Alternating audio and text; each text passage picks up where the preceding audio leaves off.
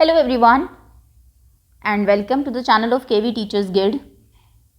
So students, today in this video we are going to do NCERT question answers of class 3rd English last chapter The Ship of the Desert.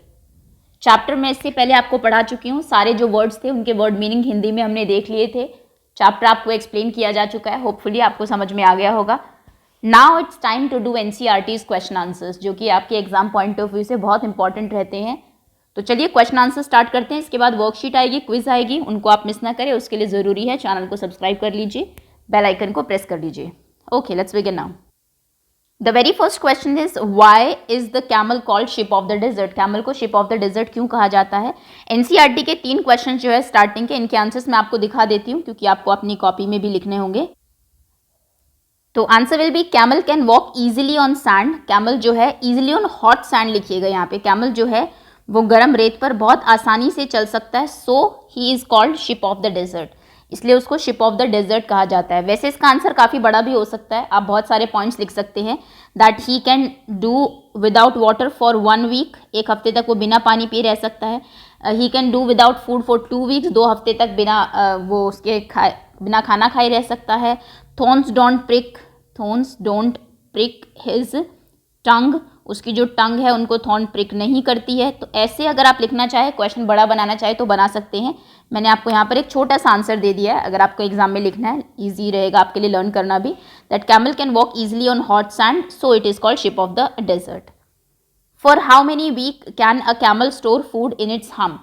Camel food जो store करता है वो अपने hump में करता है, ना कि स्टमक में. सबसे पहले तो आपको ये पता होना चाहिए.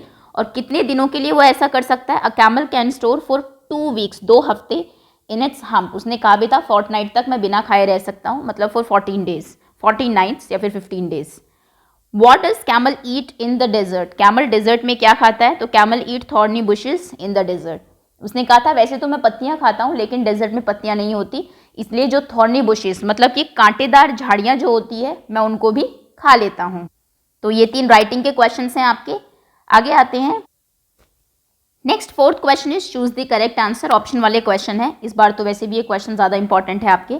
Name the ship of the desert. Lion, camel, crab या फिर टाइगर. लायन जो है वो जंगल का राजा, किंग ऑफ द फॉरेस्ट होता है. शिप ऑफ द डेजर्ट अगर आपको बताना है तो ऑप्शन सी कैमल करेक्ट होगा. Name the king of the forest, जैसा भी कहा, जंगल का राजा शेर होता है, lion. The feet of the camel are. Camel के फीट कैसे होते हैं? थिक एंड पैडेड, मोटे और गद्देदार. थिक एंड फैट, मोटे और बहुत थिक नीचे से. लॉन्ग एंड फैट, लंबे और मोटे. थिन एंड पैडेड, पतले और पैडेड. तो उसके पैर होते हैं थिक, बहुत मोटे, एंड पैडेड, गद्देदार. तो यानी कि ऑप्शन ए करेक्ट होगा आपका. देयर आर नो रिवर्स और लेक्स इन. कोई भी रिवर और लेक नहीं है. कहाँ पर? प्लेन्स में, प्लेटू में, माउंटेन्स में या फिर डेजर्ट में. तो डेजर्ट ही इसलिए है क्योंकि वहाँ पर पानी नहीं है, इसलिए ज़मीन जो है वो पूरी रेतीली हो गई है, जो है वहाँ पर सैंड बहुत ज़्यादा है. At a time a camel can drink. एक बार में कैमल कितना पानी पी सकता है? 200 बॉटल्स, 100 बॉटल्स, 400 बॉटल्स या 300 बॉटल्स. तो यहाँ पर आपका ऑप्शन ए करेक्ट है, वो 200 बॉटल पानी एक बार में पी सकता है. A camel stores its food in it's. Camel अपना खाना कहाँ पर स्टोर करता है? बहुत सारे बच्चे स्टमक आंसर देंगे, लेकिन कैमल ने बहुत क्लियरली कहा है कि मैं पेट में पानी स्टोर करता हूँ, खाना मैं हम्प में स्टोर करता हूँ. ऑप्शन आपका बी करेक्ट है. Next is word building. Make as many word as you can from within the given words. इन जो वर्ड आपको दिए हुए हैं इनसे जितने वर्ड आप बना सकते हैं बनाइए. जैसे कि रोरिंग से एक तो इन बन गया. इन कैसे? IN. एक बन गया रैन, RAN. कहने का मतलब है इसी वर्ड के लेटर्स को यूज करके बनाना है, और रोर बन गया एक. ऐसे नेक्स्ट वर्ड है फ्राउनिंग. फ्राउनिंग से क्या क्या बन सकता है? तो फ्राउन बन सकता है, FROWN, फ्राउन. नेक्स्ट बन सकता है ओन, OWN. ये देखिए यहाँ पर, ये वर्ड आप अपनी कॉपी में या बुक में लिख लीजिए. नेक्स्ट विंग बन सकता है, WING. विन भी बन सकता है, विन मतलब जीतना, WIN. ओके. ब्लिंकिंग, एक तो ब्लिंक ही बन जाएगा, सबसे बड़ा वर्ड इससे, ब्लिंक. नेक्स्ट लिंक बन सकता है, LINK, लास्ट में है LINK, बीच में है, सॉरी. उसके बाद इससे किंग बन सकता है, KING, लास्ट के 4 वर्ड्स. ओके. इन भी बन सकता है, इंक भी बन सकता है, बहुत सारे वर्ड्स बन सकते हैं. मैं 3 बता देती हूँ क्योंकि 3 का ही प्लेस दिया हुआ है. नेक्स्ट है वंडरिंगली. वंडरिंगली में सबसे पहले तो वंडर बन सकता है.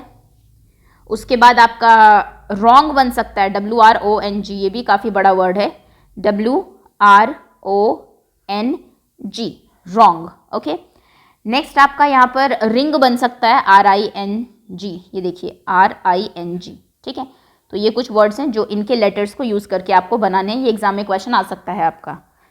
नेक्स्ट है match the picture with the word given below. नीचे कुछ पिक्चर्स आपको दी है, उन वर्ड्स को मैच करना है आपको उनके साथ। अब मैचिंग नहीं, मैं आपको नाम ही लिख के दिखा देती हूँ। देखिए ये जो फेस होता है लायन का, उसके आगे जो बाल होते हैं, इस पोर्शन को कहते हैं मेन, MANE, मेन। पैरों को तो पॉ बोलते हैं, पंजा PAW। घोड़े के जो पैर होते हैं उसे हूफ कहते हैं, HOOF, हूफ। जो आपका ये कोई भी एनिमल हो, इसकी ये जो पार्ट है जिसे वो खाता है, इसको बीक कहते हैं, क्योंकि यहाँ पे दिया हुआ है ऑप्शन में। नेक्स्ट, लायन के पैरों को फीट कहते हैं, ये टाइगर के पैर थे, सॉरी, पॉ। नेक्स्ट, इसकी जो है मूछें यहाँ पर थोड़ी सी वो की हुई है, फीट, इसको कहते हैं विस्कर्स, विस्कर्स। नेक्स्ट, ये जो मछली है इसके इतने पोर्शन को अगर पूंछ और फेस आप हटा दे, इसको फिन कहते हैं, FIN, फिन। ये रहा फिन। और लास्ट में ये टस्क है आपका, ये तो आप जानते हैं। ओके, तो ये भी एग्जाम पॉइंट ऑफ व्यू से इंपॉर्टेंट, आपको कुछ दे देंगे, कहेंगे इसका नाम बताइए। Mane, paw, hoof, beak, feet, whiskers, fin and tusk.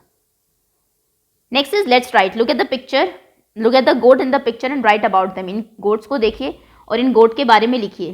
तो सबसे पहले आपको क्या दिखाई दे रहा है, 2 गोट्स हैं यहाँ पर। सो जो दिखाई दे रहा है वही लिखेंगे, 2 goats are coming from opposite direction.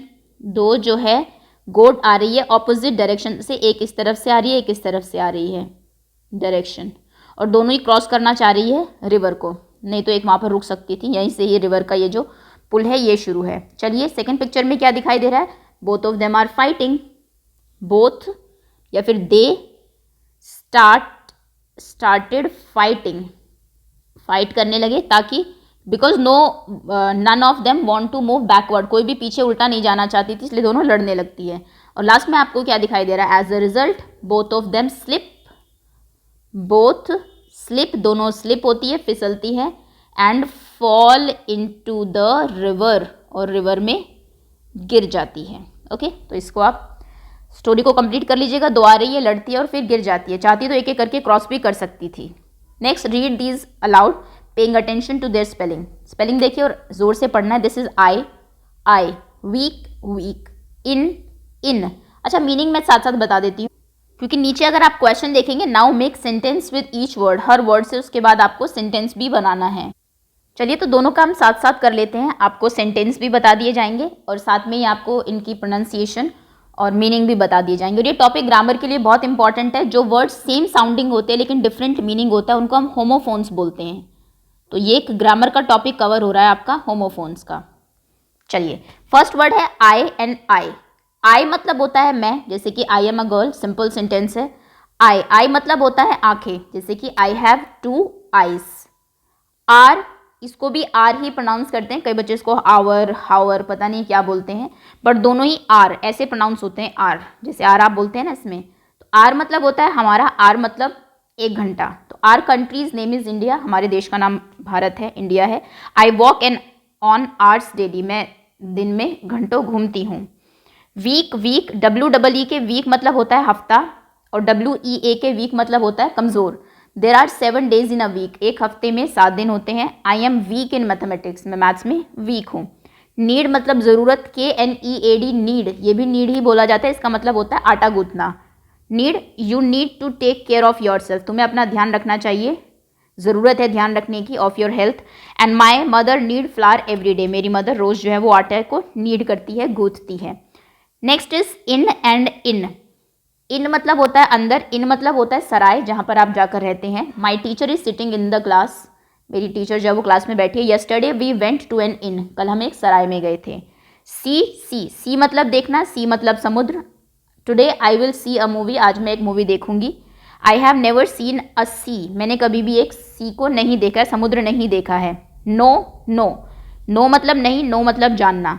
We should say no to crackers, हमें क्रैकर्स को, पटाखों को ना कहनी चाहिए। आई डोंट नो, मैं नहीं जानती the answer of this question, इस क्वेश्चन का answer. Next is here and hear. Here मतलब होता है यहाँ, हेयर मतलब सुनना।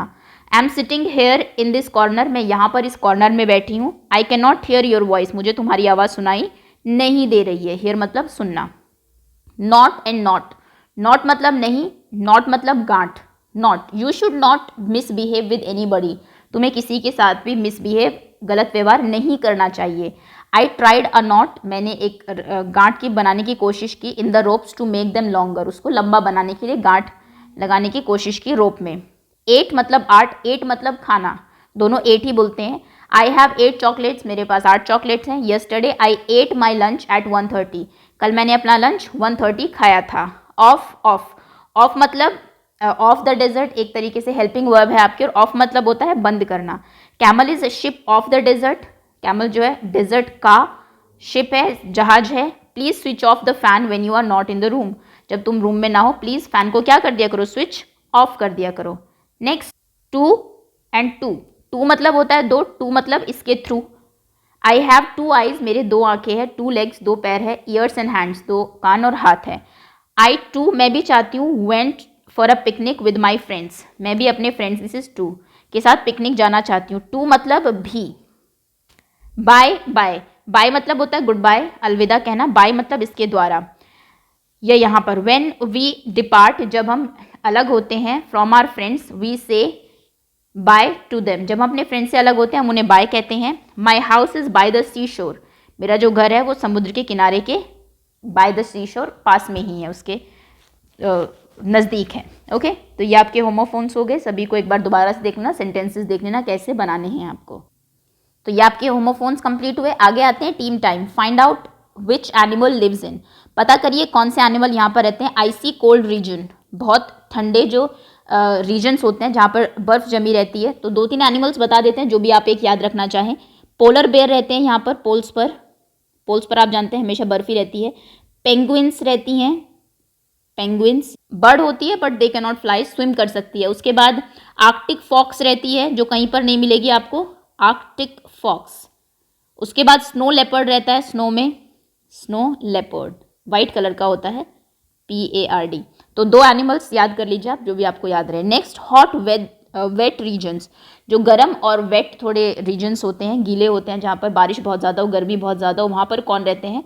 यहाँ पर स्नेक्स आपको मिल जाएंगे, डंग बीटल्स मिल जाएंगे, dung beetle and snakes and devil lizard, बहुत बड़ी जो लिजर्ड्स होती हैं वो मिल जाएगी।